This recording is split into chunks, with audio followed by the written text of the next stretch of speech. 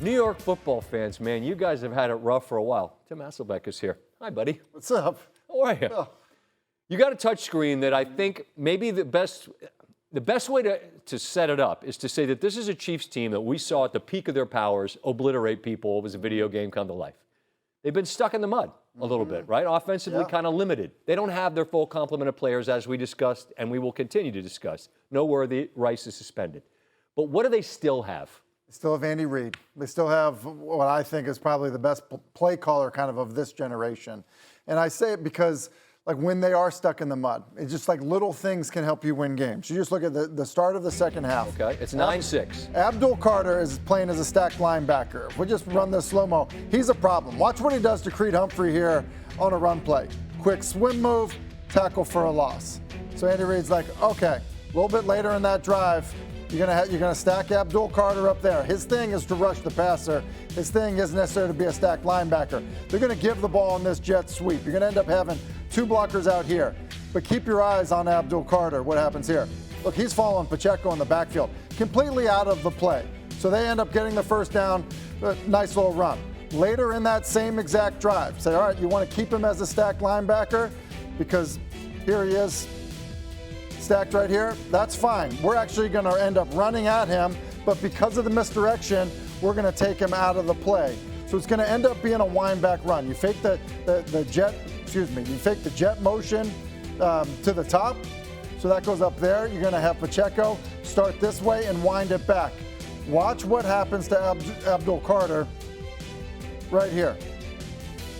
He's going to overrun the play, and because he overruns the play, now Pacheco's on the perimeter and running, and then obviously they score on that drive. It's little subtle things like that. Like we talk about Andy Reid being a play designing genius and all that stuff in the passing game.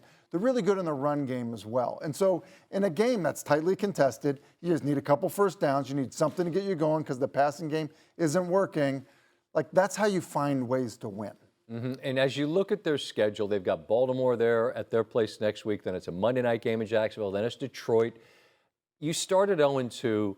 You just can't put yourself so far behind early, especially with the Chargers, who we'll get to later. They've figuring out ways to win games, close games, which hasn't always been their calling card. But Kansas City still has enough institutional sort of excellence to absorb some of these losses. And you've got to win this game somehow. And even if it's not pretty, who cares, right? Yeah, exactly. And you have a great head coach. You have a great quarterback. You've got maybe the best defense coordinator in the game. And so you have a chance, and then hopefully you get some receivers back. Wilson looks like – how does this frame Dallas's pass defense? My God. I mean, especially with what happened today. You guys have asked me about players after games. I'm not going to answer that.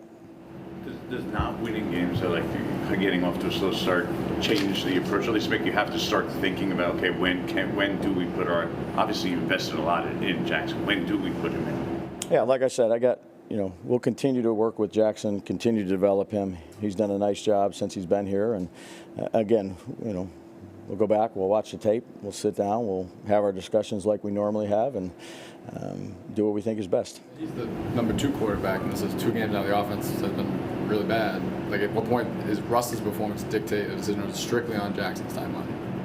Yeah, again, Dan, everybody's got to be better. We're not going to put this on one person. Everybody has to be better collectively. Again, the run game was a step in the right direction, but the pass game, particularly on third down, when you're 1 of 10, that's tough sledding. Just get on the Jameis roller coaster and hang on for dear life, man. I mean, at least it'd be entertaining. Sunday, the 7th game, the Giants were held to single digits at home since Brian Daboll took over 2022. That is the most of any span. The second team is the Jets. Again, to all football fans in the New York area, how do you do it? What a play to end the game, Jordan. Unbelievable. Tell me about it. What happened? Just comes down to the basics, the details. We knew he was going to throw low. Just had to block it, get up there. I'm 6'6", for God's sake. I got to get my hands up. But I couldn't do it without the push of my brothers, man. Boys got to push. Ball on the ground, scoop and run. Scoop and score, man. You ran the whole way. Yeah, man. Speed never left. But, man, what a game, man. What a game. Sal, you got to let the man catch his breath. Sal's the king of Philadelphia. Either him or Dom, I'm not sure. Jalen Hurts has his 10th career dub when trailing by double digits. Only Patrick Mahomes has more since he entered the league. The Rams allow a 19-point second-half lead to evaporate as the third largest lead in team history to get away from them.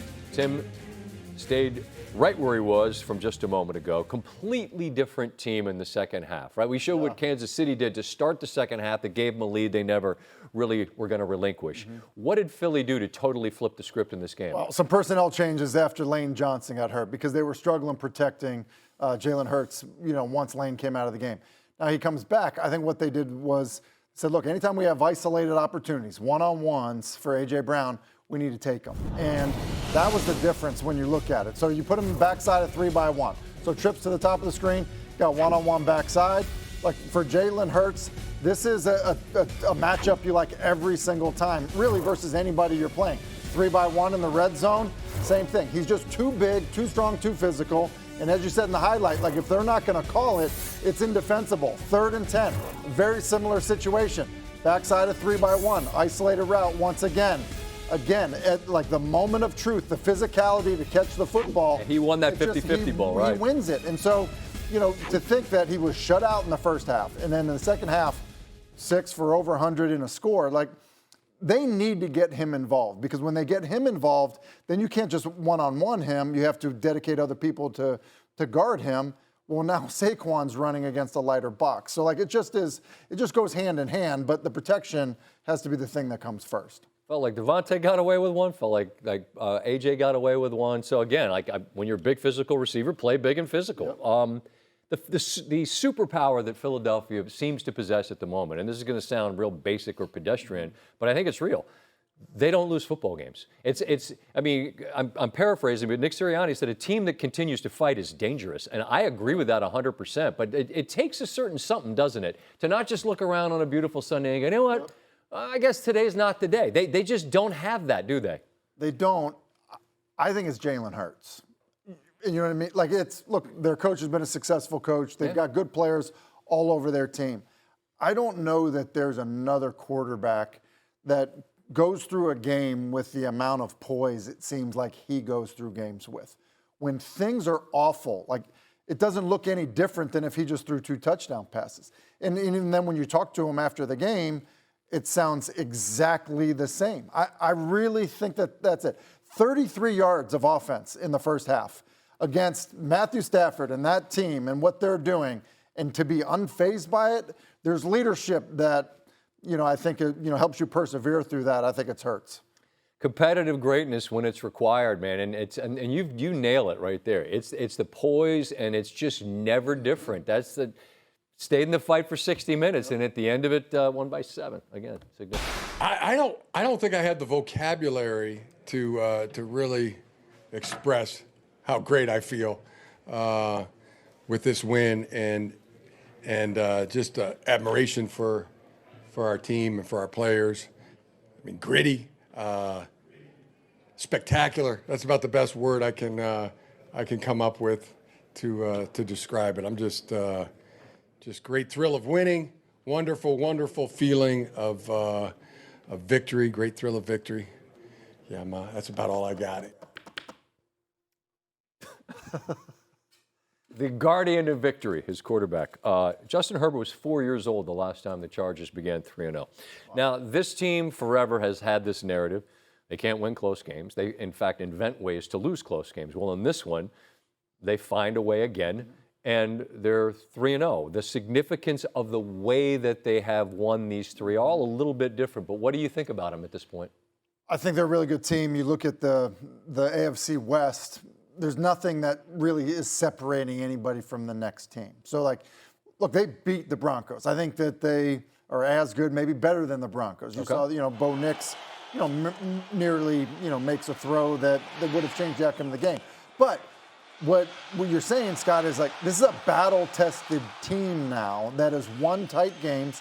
You're changing the belief of how you finish those games. That play that you pointed out in the highlight is absurd. You have a quarterback that can do that stuff. And then for all of his quirkiness with Jim Harbaugh, like there is a little bit of this like Dan Campbell to him of like, look, we're going to be tough. This is how we're building this football team, is to be a tough football team that is going to be gritty and grind it out. That's a good thing in terms of the identity of who the Chargers are trying to be. They got a pretty nasty defense too, don't they? They do. The thing that just makes me a little nervous is they've gotten hit with some pretty significant injuries early. Sure. Everyone's going to have injuries from here to the time playoffs start.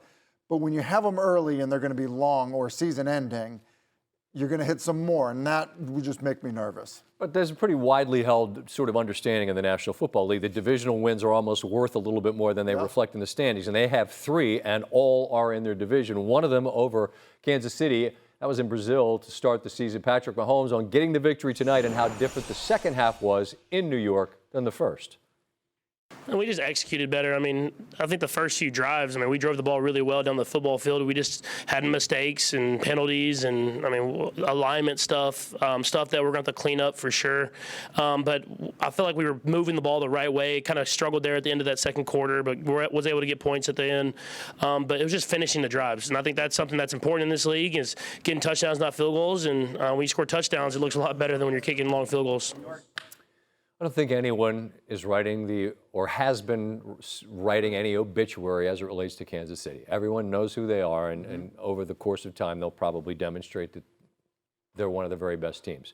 But do you think, are you willing, I should say, to say that you're going to look at the Chargers as a team that you'll buy as being right there all season long in the West? No question about it. The Chargers are a team that can compete. They've already beaten them. They compete, go toe-to-toe to them and potentially win the division. Now, the difference I would say with Kansas City is we think they're getting guys back, right, by forms of receiver, that type of thing.